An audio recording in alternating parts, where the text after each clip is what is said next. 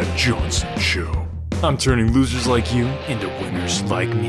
You're about to enter the winning zone. Ladies and gentlemen, welcome to another episode of the Brad Johnson Show. I am so pleased to be here today with somebody that you are going to know by the end of this show if you don't know him right now. Because if you don't know him now, chances are you don't know who he is. But I'm going to change that right now by telling you that his name is Jeremy Nunes. And that is the last name there, sir. Welcome, Jeremy, to the podcast. Hey, Brad. How are you, buddy? I am doing so good. I try and tell people how good I'm doing, just generally speaking, because I'm me. And that is really hard to do. So I've actually outsourced telling people how good I am because it just takes so much time. So anyway, thanks so much for being on the show today, Jeremy. I want to talk to you today about comedy because I think a lot of people don't get, just how good I am at comedy. So I thought bringing on somebody else who is an expert in this field like me would be really good. So why don't you tell the people a little bit about yourself, what you do, why you do it, how you do it, and most importantly, what you do. So I've been doing stand-up comedy for about 18 years now. And as you know, my agent lined up this interview because I've got an Amazon Prime special coming out here, available now. And that's been a big break for me. So I'm very excited. At this moment, it's still maintaining a 5-star review. So the Karens of the internet have not had their way with it yet. Wow. 5 stars on Amazon Prime. Man, there are goals, there are vision boards out there that don't even have that on them. So I would say that's huge. So congratulations on that. I actually also had an Amazon Prime special. It was taken off because there were too many 5-star reviews. It completely broke the system. So hopefully that doesn't happen to you, buddy. Wow, I didn't even know that was a thing. But I sure hope I don't run into any issues with that. Yeah, most people don't know it's a thing, but I definitely discovered it the hard way. So that is great. So Jeremy, what started you on this comedic journey? Because a lot of times people just assume that comedians, start their comedic journey just because they can't really do anything else. So was that kind of the case for you? Well, I had always wanted to do comedy, and I had kind of 2 choices in my life. My family, true story, runs the trailer park in my town. And in the small towns, it is the hierarchy to pass the family business on to the next of kin. So my dad pushed me to stay away from comedy and run the trailer park. But instead, I passed up tens of dollars to do comedy and make tens of dollars. There you go. I would say, that's a pretty fair trade-off. I feel like one to the other. Although I would say, Jeremy, real estate, that is where it's at. That's what I tell people all the time. It's like, come on, real estate is literally where it's at because it's a location on the ground or a building and that sort of thing. So what has real estate been something that you kind of feel like you might pursue later on now that you've got the comedy money coming in? Well, it has never crossed my mind to do real estate. I've been doing comedy for, like I said, for 18 years now, and it's been going well. So I never really saw a reason to change into real estate. But I do agree with you. There's money to be made if you know what you're doing. Well, I call it multiple streams of revenue, Jeremy, and this is something that I don't like to just teach my guests all the time because it's supposed to be like an interview, but sometimes it just kind of comes down to it. So I would just say, Jeremy, get into real estate, okay? I think just based on what I know of you from looking at a picture of you and now talking to you for about 4 minutes, that this is definitely a good fit for you. So that's just some free business coaching there for you. So another one thing I want to jump in, you said 18 years. Now, that seems like that's a long time. I mean, that is, wow. I mean, it's kind of hard to wrap your mind around how many years that is. During that time, and I feel like, a lot of entrepreneurs, that is kind of what comedy is. It's very entrepreneurial. You're kind of doing your own thing. You're having to, book your own gigs and all that sort of thing. It can be a bit on the discouraging side, especially, when you're just failing all the time. So what did you do to kind of push through all of that and now get to this Amazon Prime special? Well, that is a good point. It is show business. And as any veteran performer will tell the new guys, you have to remember it's show business. everybody wants to do the show, but there's also the business side of things. So the first several years, I only made a handful of thousands of dollars each year, and eating ramen noodles year after year. But eventually, the doors start to open, the opportunities open up, and the bad shows get fewer and fewer. So I guess it's a matter of persevering. Persevering. Yes. That is such a good word. I love the word persevering. A lot of people don't understand like the etymology of the word persevere. It has to do with a lady's purse, actually, and how when she has a purse, like she's always going to have that purse. Ladies never get rid of their purses. So that's kind of the etymology of the word there. So you mentioned ramen noodles, and my brain is just kind of hurting right now, Jeremy. Ramen noodles, like just eating those.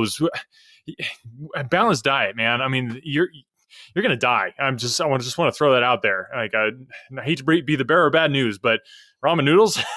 I mean, wow. That's you don't find those at Whole Foods, Trader Joe's. No. Okay. So I think getting into real estate, that's gonna be a big deal for you. But then also, just kind of clean up that diet. I mean, our body is the entrepreneurial machine. So I mean, how could you do comedy if you didn't have a body? Well, you'll be happy to know that my comedy income has gotten me off the ramen noodles. But I have two little kids at home. Oh, thank God. I know. And so what happens is I eat a lot of what they didn't eat. So I don't know if it's better, but I do eat a lot of like half-eaten hot dogs, a little bit of leftover mac and cheese, stuff like that. So I guess it's a little bit spread out of the diet there, but maybe not exactly what you're looking for. Well, we can talk about it. That's another thing that I do some coaching on is nutritional health and fitness. A lot of physical fitness, as you could tell by looking at a picture of me.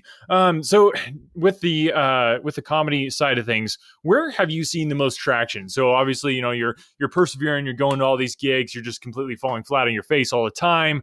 When was it where you really started to feel a little bit of traction? Because I mean, like I said, 18 years is nearly an unfathomable amount of time. So what was it that kind of started to give you some of that traction? I just want to throw some wisdom truth bombs, hashtag wisdom truth bomb, out to the audience of things that they can kind of take home and be like, okay, I could do that too, type of thing. Wow.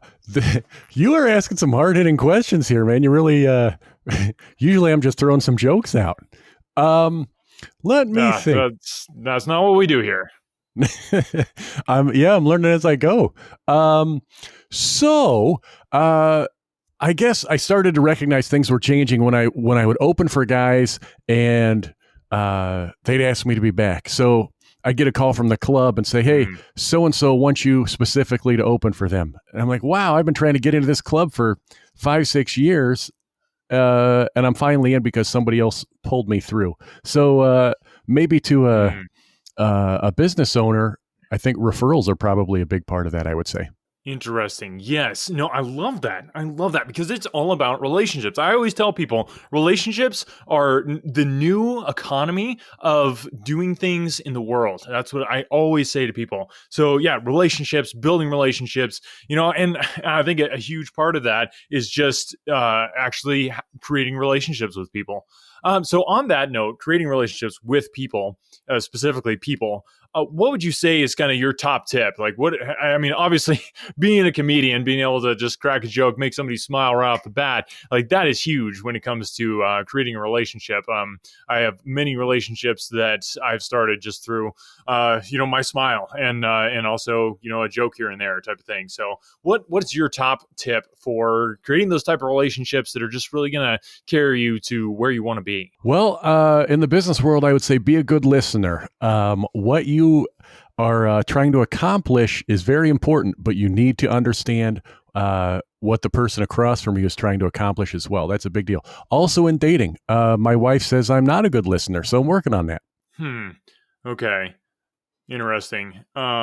Yeah, I also tell people that it's really important to pay attention to what other people are saying. I think that's a huge part of building relationships. So just a little tip from me, and then you can kind of take Jeremy's tip for what it's worth. So I want to talk about when you get up on stage. Obviously, for unprofessionals like so many people out there, there might be some butterflies and that type of thing. And professionals like us, not really an issue anymore. What do you do to kind of combat that when you got, or what do you tell people about combating some nerves, getting up on stage might be a little scary, that type of thing? Those fears kind of go away with experience. So the first thing I tell people is, you just got to kind of just keep doing it over and over and over again. And a lot of those nerves go away. If there's still people that have nerve issues, some people do like breathing exercises. Some just kind of step away and try to find a quiet spot to themselves to relax. Everybody does something a little differently. For me, just kind of chill. It's not really a big deal to me anymore, I guess. Yeah. No. Well, I mean, I understand. When your job is something, it's hard to actually do that something. Sometimes I totally get that. I mean, my job basically winning, which isn't really hard for me to do, but I could understand. Just pressure. Yeah, totally get that. So breathing exercises, I love that. Let's hang our hats there for a little bit, and then pick that hat up and put it on while we do a little bit of breathing talk about breathing. It's so important. I think a lot of people discount the importance of breathing, which to me is just ridiculous because I don't know about you, Jeremy, but I feel like I could not live without breathing. I would also say some people do like they call like shake it out, where you kind of shake your hands a little bit, almost like fast paced hokey pokey, I guess. Interesting. That sounds demeaning, but I would say what just kind of some inside baseball here for people. My typical method of doing it, I do 4-4-2-6-8-7 breathing. So that's 4 inhalations, hold for 4 seconds, 2 exhalations, then hold for 6 seconds, then 8 inhalations, and then you actually spit 7 times. And that, like, just a couple rounds of that, it really disturbs people, I found. So definitely better to do it in private, but very effective. So might give that a try next time you're getting up on stage there, Jeremy. Might help with those nerves. Cool. So you've got the Amazon Prime special, which is so cool. Love that. Definitely go and check it out, people. I'll put the link in the show notes, definitely, for that. What about, you were mentioning just all the craziness going on in the world right now. People are having to adjust. What does that look like for you? I call it pivot. That's kind of a word. I try to trademark it, but unfortunately, I couldn't. But how has pivot looked for you, Jeremy? Sort of the big new trend in the comedy world is people are doing online shows. That's kind of where things have gone. A lot of online streaming shows is sort of the new wave. I'm not a fan of them. I hope that we can somehow get back to doing live public shows. There's a handful of those still going on that I'm a part of, but largely most places have shut down, and there's no choice but to do your private streaming show. Interesting. What about Cameo? Now, I've heard a lot of celebrities, a lot of comedians, a lot of people doing things like Cameo. I'd consider doing it. People, if that sort of thing, you'd want Brad Johnson to wish you happy birthday. I might be persuaded to do something like that. My hourly rate would be ridiculous, but I'm just saying. So something like that where people, they want a personalized joke. Is that something you've looked into at all? I have not thought of that. Another piece of free business coaching advice there, buddy. I know. We may have to talk privately. I didn't know you did all this stuff.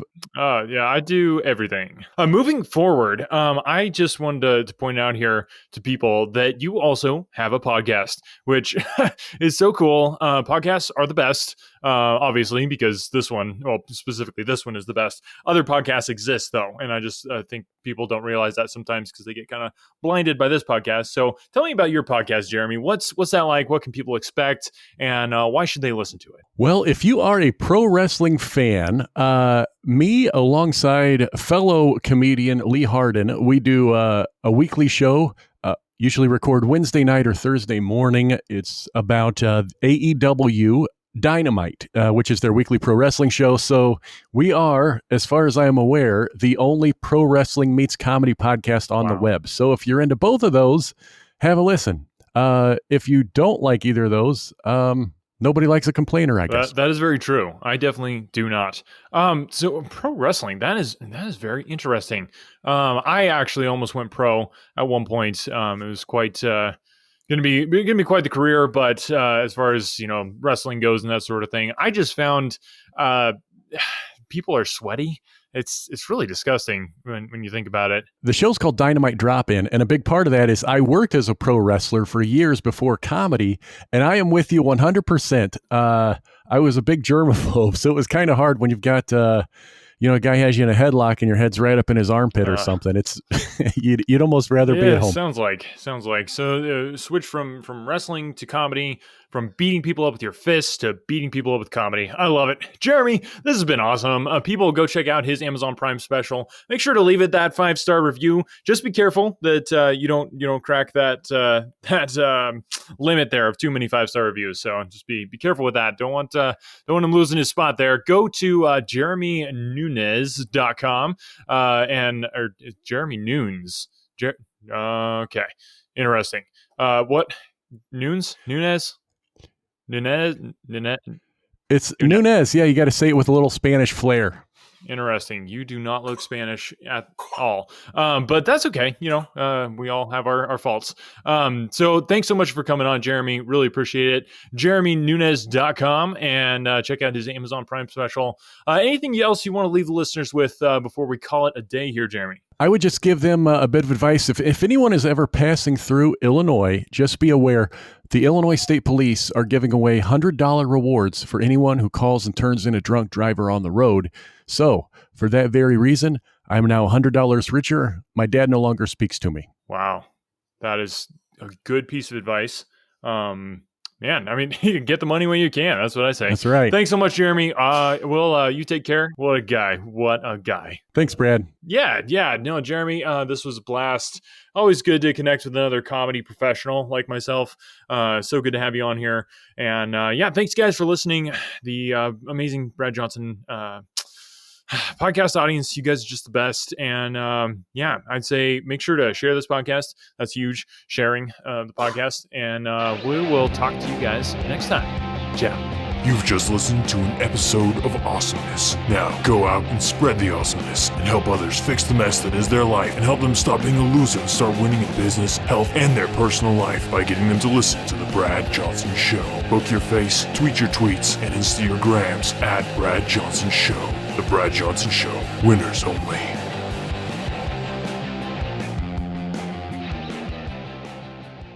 When I was in school, I absolutely hated writing. It wasn't until I was a bit older that I came to understand the power of words. If you're a business owner, you understand that power too. A business blog, when done right, can drive sales, increase revenue, and get you more customers. But as a business owner, you probably don't have the time to do all that writing. Plus, if you're not a copywriter by trade, you might feel like you're just kind of throwing words out there and they're not actually accomplishing anything. The good news is, there's a simple solution. Check it out. I call it the ultimate blog post checklist for businesses with online stores. This checklist will allow you to write better, more effective articles that convert readers into buyers. It's full of easy-to-follow examples to get your creativity flowing based on experience of nearly 1 million words written, and best of all, it's effective on any type of article in any industry or niche. I've successfully used this exact checklist on topics from pool table reviews to investment advice. Tired of spending tons of time writing stuff that doesn't convert? This checklist will change that by giving you highly effective blog posts and articles that transform readers into paying customers. Go to invicta.enterprises/free checklist and start saving time and transforming your writing now. That's invicta.enterprises/free checklist.